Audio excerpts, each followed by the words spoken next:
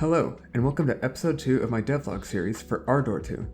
Development is going well, and the gameplay is really starting to take shape.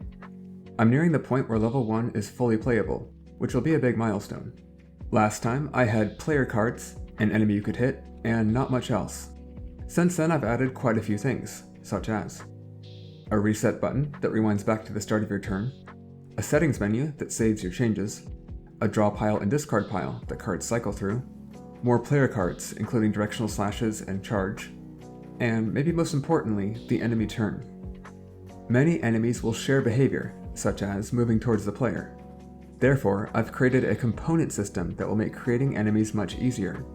Every action an enemy can take is represented by these component nodes, and all the code necessary for each action lives on its node. So, once you've created these action building blocks, assembling an enemy's behavior is as simple as dragging and dropping the appropriate actions onto it. If I wanted my fodder enemies here to also give each other shield, all I have to do is smack a shield buff action onto them. Where you place the node also matters. We put the buff action between the attack and move, and you can see that reflected in their behavior. Of course, enemies also require custom animations and effects to represent the action, but this allows you to quickly prototype and get things working. Keeping systems robust like this also gives design freedom. I could easily make enemies that give each other actions, for example. My progress here makes me optimistic about my pipeline for level and enemy creation. The more I make, the more building blocks I'll have, and the easier it'll be to assemble new content. I'm not in too much of a hurry though.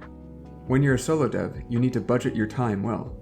That means when you choose what parts of your game should get extra attention, you should prefer investing time in improvements that'll have a greater payoff. Polishing an interaction that the player will see constantly for the whole game is awesome. That improvement is going to get you a lot of bang for your buck. On the other hand, a boss attack effect that the player will only see a couple times should take lower priority. Make it look pretty good, then move on.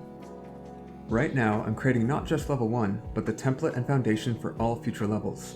So, improvements I'm making right now, such as these ground arrows, will benefit the whole game.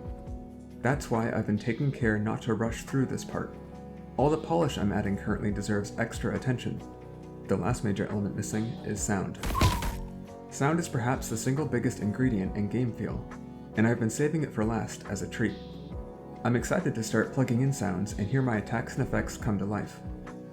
Thank you for watching, and I'll catch you in the next video.